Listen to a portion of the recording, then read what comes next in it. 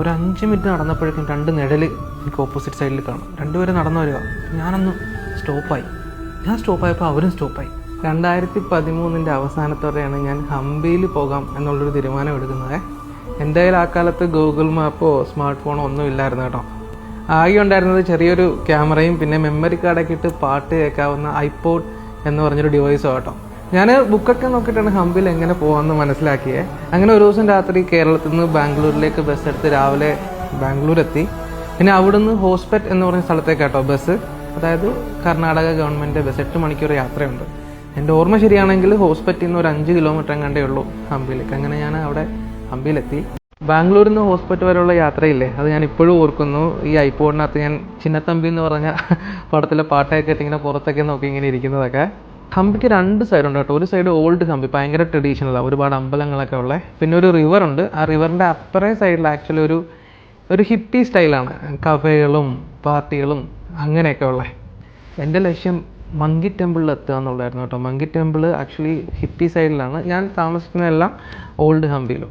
ഞാനിപ്പോഴും ഓർക്കുന്നു, ഒരു ചെറിയൊരു ബാക്ക് പാക്കൊക്കെ ഇട്ട് ഹംപിയിലെത്തിയത് വൈകുന്നേരമാണ്. എന്നിട്ട് ഞാൻ ഇങ്ങനെ നടക്കും പല ഗസ്റ്റ് ഹൗസുകളിൽ. അവിടെ ഒരുപാട് ഗസ്റ്റ് ഹൗസുകളുണ്ട്. എന്നിട്ട് അവിടെ പോയിട്ട് ഞാൻ വില ചോദിക്കും എത്ര രൂപയാണെന്ന്. ചിലയിടത്തൊക്കെ 300 രൂപ 200 രൂപ. അങ്ങനെ ഞാൻ റിവർ സൈഡിൽ 100 രൂപയ്ക്കോ 150 രൂപയ്ക്കോ ഒരു പ്ലേസ് കണ്ടെത്തി. അന്ന് ഞാൻ അവിടെ സ്റ്റേ ചെയ്തു. പിറ്റേ ദിവസം എനിക്ക് മങ്കി ടെമ്പിളിൽ പോകണം, അതാണ് എൻ്റെ പ്ലാൻ. അങ്ങനെ പിറ്റേ ദിവസം ഉച്ചയൊക്കെ ആയപ്പോഴേക്കും ഞാൻ ആ റിവർ സൈഡിലെത്തി. അവിടെ മറ്റേ കൊട്ടവഞ്ചിയാണ്, ആ കൊട്ടവഞ്ചിക്കകത്ത് കയറി അപ്പുറ സൈഡിലെത്തി. അപ്പുറ സൈഡിലെത്തിക്കഴിയുമ്പോഴേക്കും അവിടെ ലൂണ കിട്ടും, നമ്മുടെ പഴയ സ്കൂട്ടറില്ലേ. ആ ലൂണ റെൻറ്റിനെടുത്തിട്ട് ഞാൻ വണ്ടി ഓടിച്ച് ഈ മങ്കി ടെമ്പിളിൻ്റെ അവിടെ എത്തി. ഈ മങ്കി ടെമ്പിൾ ഏകദേശം 1 കിലോമീറ്റർ പൊക്കത്തിലാട്ടോ, ഒരു മലയുടെ മുകളിൽ എന്നാണ് എൻ്റെ ഒരു ഓർമ്മ. 600-700 സ്റ്റെപ്പൊക്കെ ഉണ്ടായിരുന്നു. അങ്ങനെ ഞാൻ സ്കൂട്ടറൊക്കെ താഴെ വെച്ച് നടന്ന് മങ്കി ടെമ്പിളിൻ്റെ മുകളിലെത്തി. അങ്ങനെ സൺസെറ്റൊക്കെ കണ്ട് ഏകദേശം 6:30 ഞാൻ താഴേക്ക് നടക്കാനായിട്ട് തുടങ്ങി. ഒരു 50 സ്റ്റെപ്പ് താഴേക്ക് നടന്നപ്പോഴേക്കും ഞാനൊരു പാറയിൽ ഒരു ആരോ ഇങ്ങനെ വെച്ചിരിക്കുന്നുണ്ട്. അപ്പോൾ എനിക്കൊരു ക്യൂരിയോസിറ്റി, ഇതെന്തായിരിക്കും ഇവിടെ ഇങ്ങനെ ഒരു ആരോ വെച്ചിരിക്കുന്നത്. 5 മിനിറ്റ് അവിടെ നിന്നു. പിന്നെ മനസ്സമ്മതിച്ചില്ല, നടന്നു നോക്കാമെന്ന് വെച്ചു. അങ്ങനെ ഞാൻ ആരോ ഫോളോ ചെയ്തു.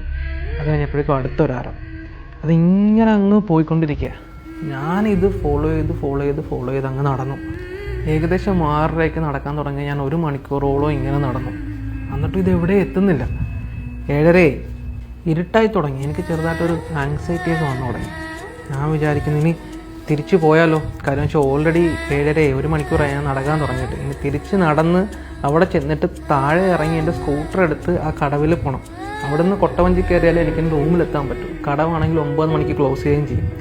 എനിക്ക് മനസ്സിലായി ഇപ്പോൾ തിരിച്ചു പോവില്ല, ഞാൻ പെട്ടുപോകുമെന്ന് മനസ്സിലായി.